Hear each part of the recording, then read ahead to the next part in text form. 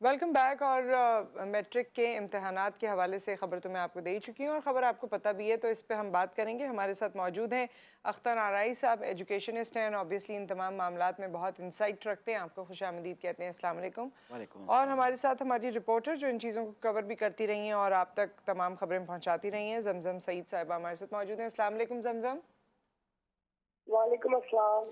जी जमजम, पहले तो आप हमें ये खबर ज़रा बताइए सबको कि ये मैट्रिक के इम्तहानात में 3 पर्चे तो अब तक आउट हो चुके हैं।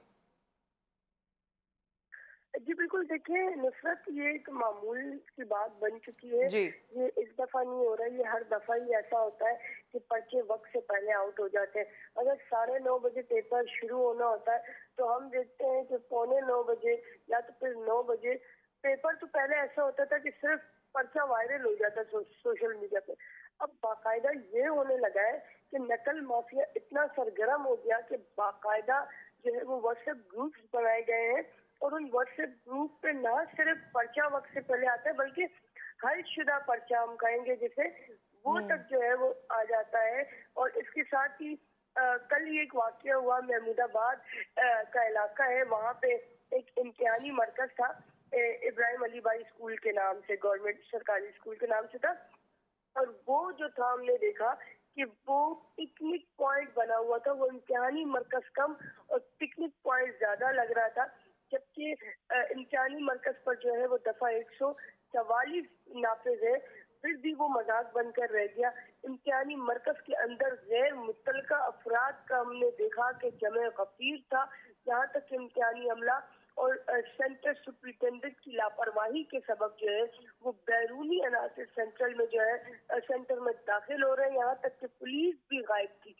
मतलब एक सोच की बात है कि पर्चा हो रहा है, लेकिन मैट्रिक बोर्ड जो उसका शोबा इम्तिहानात है, उसकी गफलत और लापरवाही के सबब मैं समझती हूँ कि ये इब्राहिम अली अच्छा जमजम, एक बात बताइए, पहले जैसे इम्तिहानात होते थे, पर्चा लीक हो जाता था तो ये भी सुनने में आता था कि कैंसिल कर देंगे, इस एग्जाम को ही कैंसिल कर देंगे।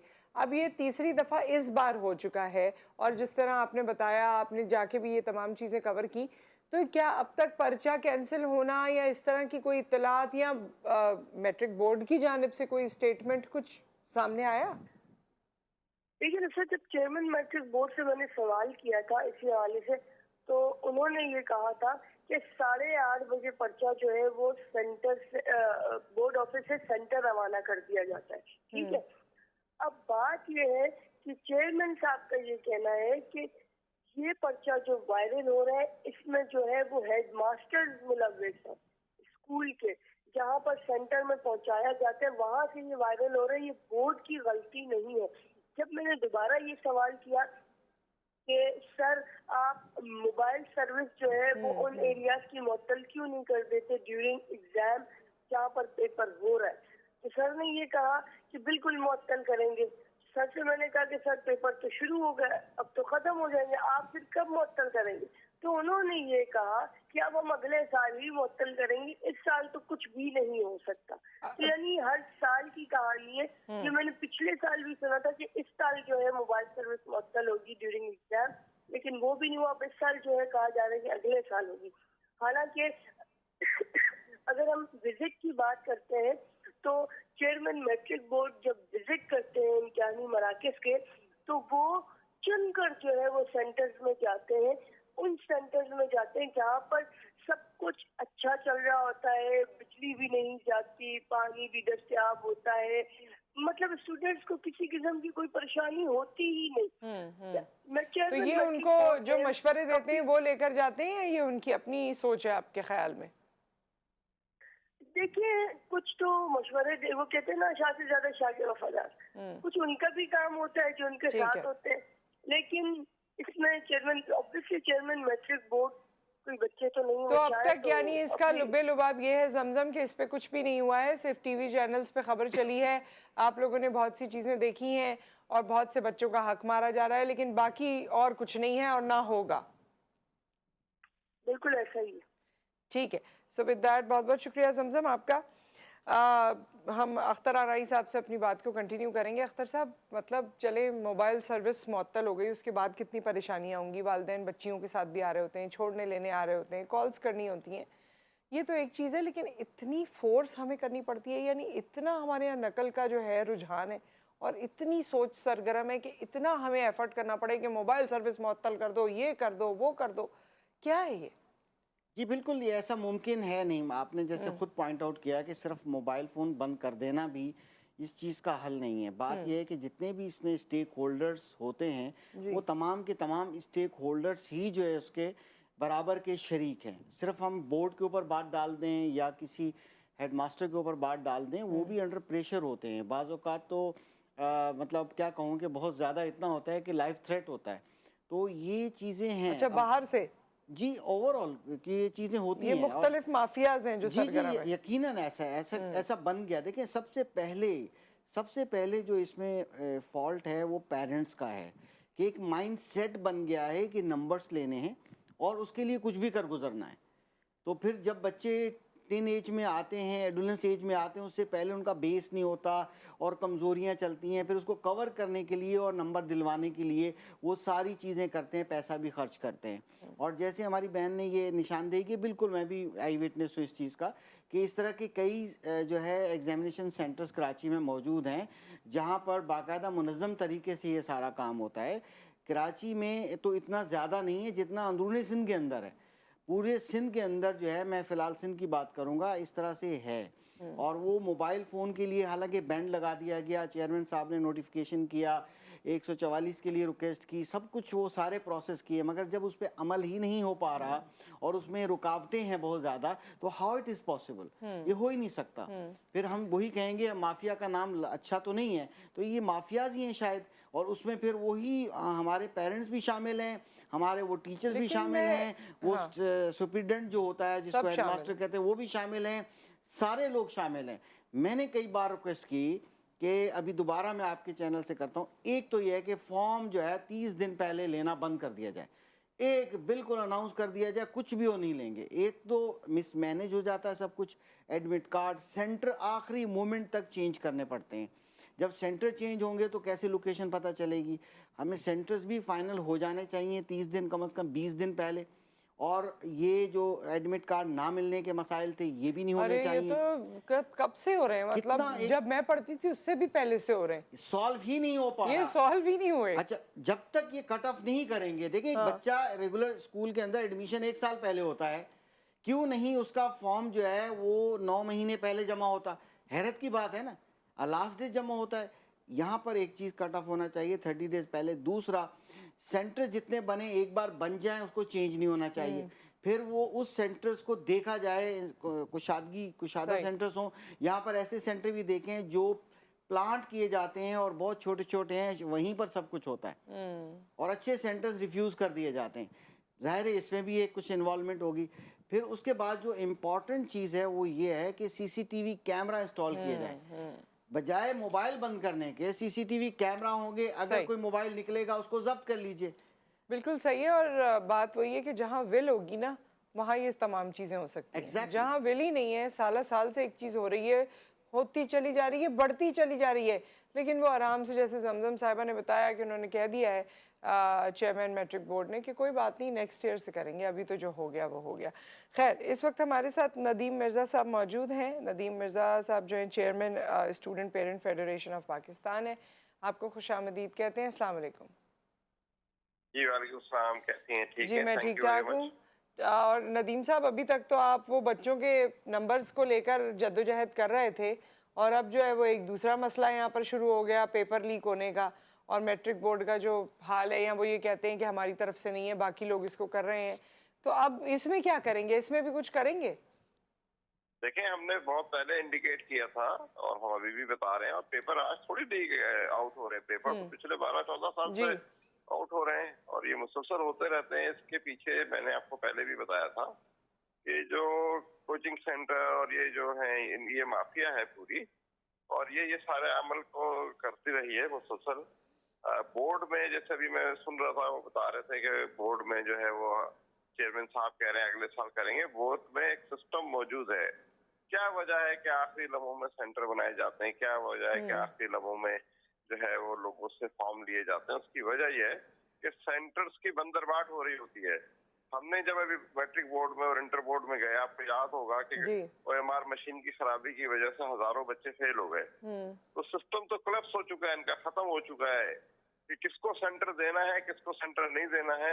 और मुबैना तौर पर अविस के जो है पैसे लेकर सेंटर्स जो है दिए जाते हैं। हमारे पास कंप्लेंट्स आ रही हैं कि पर पेपर 1000 से 5000 रुपए जो है वो बच्चों से वसूल किए जा रहे हैं, स्कूल वाले ले रहे हैं।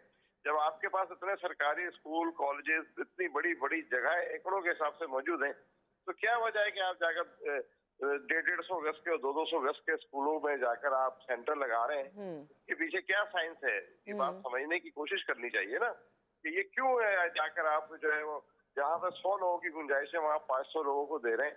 आप कह रहे हैं कह रहे हैं CCTV लगा दें। भाई वहाँ पानी पीने के लिए नहीं है, लोग गर्मी में बैठे हुए हैं। एक जो सेंटर्स इतने दूर दूर लगा दिए गए हैं, बच्चों बेचारे सुबह सुबह जाकर जो है वो धूप से परेशान हो रहे हैं। तो ये एक पूरा सिस्टम है। और ये जो पूरा मैट्रिक बोर्ड और इंटर बोर्ड, जब हम इंटर बोर्ड और मैट्रिक बोर्ड में जिद्दोजहद कर रहे थे और तकरीबन हमने 15 के करीब मुजाहरे भी किए, तो उसमें हमें ये पता चला कि वहाँ का पूरा सिस्टम जो है वो ब्रोकर्स के हाथ में है और वो वही लोग चला रहे हैं उसको, सिस्टम को ना। वो जैसे कहते हैं वैसे होता है। मैट्रिक बोर्ड के जो लोग हैं, जो इंतजामिया है, जब उनसे कोई बात कहो तो अब वक्त आ गया है इस फरसुदा निजाम से जान छुड़ाकर हमको डिजिटल एजुकेशन की तरफ जाना चाहिए। डिजिटल एजुकेशन अगर नहीं जाएंगे तो ये चेयरमैन साहब कह रहे हैं 1 साल, अगले साल में हम ये कर लेंगे, अगले 100 साल तक भी ये इसको कंट्रोल नहीं कर सकते। नहीं होगा, क्योंकि पिछले मेरे ख्याल में काफी अरसे से, अगर मैं ये कहूँ कि 3 दिहाइयों से, रफली कह दें, अगर हम 3 दिहाइयों से ही हो रहा है तो भी गलत नहीं होगा। एक ब्रेक यहाँ पर आ गया है। नदीम मिर्जा साहब आप हमारे साथ मौजूद हैं, अख्तर आनाई साहब हमारे साथ मौजूद हैं। एक ब्रेक है, उसके बाद हम वापस आते हैं।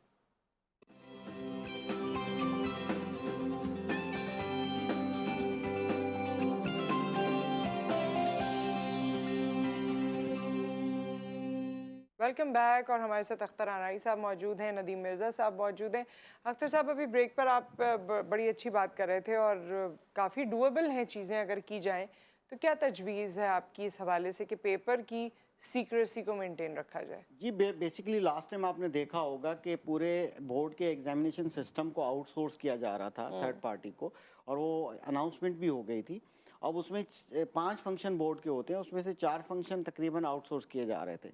और मैं ये समझता हूँ कि सबसे इम्पॉर्टेंट जो फंक्शन है वो पेपर का बनना सीक्रेट प्लेस पर, और उसको सिक्योरिटी के साथ फिर जो कैश डिलीवरी वैन्स होती हैं उसको वो एक फंक्शन आउटसोर्स कर दिया जाए कि जितने भी सेंटर सुपरिटेंडेंट्स हैं उनको जाके वो सील पैक जो थैला है जस्ट लाइक कैश उनको हैंडओवर पूरे 5-10 मिनट पहले दे दिया जाए, तब जाके ये पेपर कबल वक्त आउट नहीं होगा। अदरवाइज तो रात को भी आउट हो जाते हैं, मिडनाइट भी हो जाते हैं, सुबह अर्ली मॉर्निंग हो जाते हैं, और फिर उसके सॉल्व वर्जन जो है वो पूरे वायरल हो जाते हैं। अब ये जाहिर है इसके पीछे बड़े मामलात कार फरमा है। अगर ये पहला एक फंक्शन कर दिया जाए, और दूसरी बात ये भी एक हैरत की बात है, आवाम हो सकता है नाराज हो इस बात पे, देखिए कैमे सिस्टम के एक पेपर के 25 से 30 हज़ार रुपये फीस होती है ओ लेवल की, और जाहिर है कि अगर देखा जाए 4 पेपर जितने पेपर है इतनी हैंडसम अमाउंट जाती है। मैट्रिक बोर्ड की जो फीस है वो यानी कि एक पेपर के 500 रुपये भी नहीं है, 7 पेपर है 2500 रुपये उसकी एग्जामिनेशन फीस है। 500 के अंदर कैसे कॉस्ट मैनेज होगी? कॉस्ट जाहिर है, मगर गवर्नमेंट ने, क्योंकि गवर्नमेंट स्कूल्स के बच्चों के लिए आर्टिकल 25A की वजह से वो फ्री कर दिया है और वो बर्डन डाल दिया प्राइवेट स्कूल्स के बच्चों के ऊपर, तो ये बड़ा प्रॉब्लम है। गवर्नमेंट को फंड खर्च करना चाहिए। नहीं अख्तर आनाई साहब, देखें बात ये है कि एक तो गवर्नमेंट के तो कॉन्स्टिट्यूशन में फ्री तालीम देना है, वो तो वो देते नहीं है, ठीक है। अब दूसरी ये बात है कि कैम्ब्रिज के लिए माँ बाप मरते खपते पैसे इसलिए देते हैं क्योंकि नंबर 1 वहाँ की तालीम ही बहुत डिफरेंट है, वो बच्चे को ही डिफरेंट बना देती है। दूसरी बात कि ना वहाँ पर ऐसी न्यूसेंस होती है। तीसरी बात, AC कमरों में बैठ के बच्चे पेपर देते हैं, ना कोई चीज़ टूटी होती है, ना किसी तरह से किसी को कोई परेशानी हो रही होती है। तो हमारे पास तो इस बात की भी कोई गारंटी नहीं है कि 10,000 रुपये भी अगर माँ बाप दे रहे हों कलेक्टिवली, या 15,000 या 20,000 रुपये दे रहे हों, तो भी उनके बच्चों को तो अक्सर जगहों पर तो पंखे नहीं होते, बच्चे खिड़कियों पर बैठ के पेपर सॉल्व कर रहे होते हैं। देखिए सिस्टम तो बनाने से बनेगा। कौन चाहता है कि वो पाउंड्स में फीस दे? बिल्कुल कोई भी नहीं चाहता। बिल्कुल आपने सही निशानदेही की कि हमें ट्रस्ट नहीं है। हाँ। इसीलिए तो टैक्स पेयर टैक्स नहीं देता कि हमें उसका रिटर्न मिलेगा क्या। तो सेम आपने एग्जांपल दी है, इसी तरह से है। बट बात यह है कि कम से कम एक फंक्शन को सिक्योर करें, और इसके बाद ठीक है सीसीटीवी कैमरास नहीं लगा सकते। दूसरा पेपर जो है ना कम अज़ कम 30 दिन या 20 दिन पहले एडमिट कार्ड जो है इशू हो जाने चाहिए ऑनलाइन, कबल वक्त सेंटर बनने चाहिए। ये जो लास्ट मोमेंट में होता है, नदीम मिर्ज़ा साहब ने ये सही पॉइंट आउट किया कि लास्ट मोमेंट में सारे प्रॉब्लम्स होते हैं और वो शायद जानबूझ के होते हैं। तो इस तरह के मामला बिल्कुल नहीं होने चाहिए और तभी जाके पॉसिबिलिटी होती है। इसमें सबसे बड़ा किरदार स्टेक होता है कि मैं एक छोटी एग्जांपल दे के बात ख़त्म करूँगा।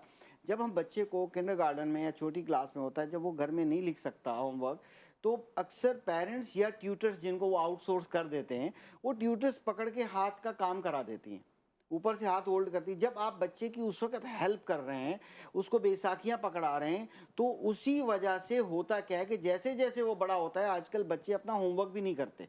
मैट्रिक सिस्टम के बच्चों के अंदर ये बड़ी वीकनेस पाई जाती है कि वो अपना लिख भी नहीं सकते। 3 घंटे का पेपर भी उसकी हाथ उंगलियां दुख जाती हैं। तो राइटिंग के चोर कहते हैं वह लोग कि वो नहीं लिख पाते। बात ये है कि जब आप डिपेंडेंट बना लेंगे बच्चा, तो फिर आगे जाके आप 10 एज में वो आप पे डिपेंडेंट बनेगा, बोलेगा पेपर नहीं कर सकते, अम्मी अब्बू को राजी कर लेता है कि पैसा खर्च कीजिए और कुछ कीजिए, कुछ ना कुछ कीजिए। देखें, मैं एक मिसाल हर तरफ है, मैं एक सिर्फ देखें, रुश्वत लेने वाला रुश्वत देने वाला दोनों जहन्नमी है। उसकी वजह क्या है कि जो रिश्वत लेता है वो तो है, जो देने वाला भी तो बराबर का शरीक है। हाँ, लेकिन लेने वाले को तो आखिर में जहन्नम मिलेगा, देने वाले को यहाँ पर भी जहन्नम मिल जाता है। ये जो मसला ये है क्योंकि माँ बाप के लिए तो एक तरफ जो है ना दरिया है और एक तरफ आग है। क्या करें क्या ना करें, बच्चों की खातिर बहुत सी चीजें उनको करनी पड़ जाती हैं। मैं डिफेंड नहीं कर रही, लेकिन हालात ऐसे बन जाते हैं। नदीम मिर्जा साहब, क्या रिजॉल्व पेश करेंगे आप ये तमाम मामलात का, क्योंकि ये तो हर साल का हमारे पास, चाहे सैलाब की पेश गोई हो हर साल तब भी हम कुछ नहीं करते, इम्तिहान हो तब भी हम कुछ नहीं करते, इलेक्शन हो तब भी हम कुछ नहीं करते। हम पुराने वक्त से कुछ सीखते ही नहीं है। हम कहते हैं बस जो जैसे चल रहा है let it go with the flow. जी देखो, बात यह है कि अगर वक्त पर सारे काम हो जाए तो पैसे लेके काम कौन कराएगा। सिंपल फार्मूला है। इस वक्त अगर आप जाकर बोर्ड ऑफिस पे आपने वीडियो देखे होंगे, हमने खुद जाकर देखा है, वहाँ पर जो सूरत हाल है वो ठीक के आप यकीन नहीं कर सकते। फिर दूसरी बात ये कि एडमिट कार्ड गलत इशू किए गए, तस्वीरें किसी और की, नाम किसी और का। फिर उसके अलावा जो है वो स्कूलों वालों ने जो मुसीबत की, जो 2500 रुपए फीस थी, वो 2500 की जगह 10-10 हजार रुपए बच्चों से वसूल किए और ब्लैकमेल किया। और एक मसला आपके प्रोग्राम के थ्रू मैं इंडिकेट करना चाहता हूँ कि ये अभी सामने आएगा कि सैकड़ों और मे भी हजारों बच्चों के, बल्कि हजारों बच्चों के, मैं सैकड़ों नहीं, एडमिट कार्ड स्कूल वालों ने रोक लिए हैं कि जून जुलाई की फीस नहीं ली है उन्होंने। जून जुलाई की एडवांस फीस जो सुप्रीम कोर्ट का ऑर्डर है कि नहीं देनी है, हर महीने की फीस हर महीने देनी है, उसकी वजह से उनके साल जाया कर दिए।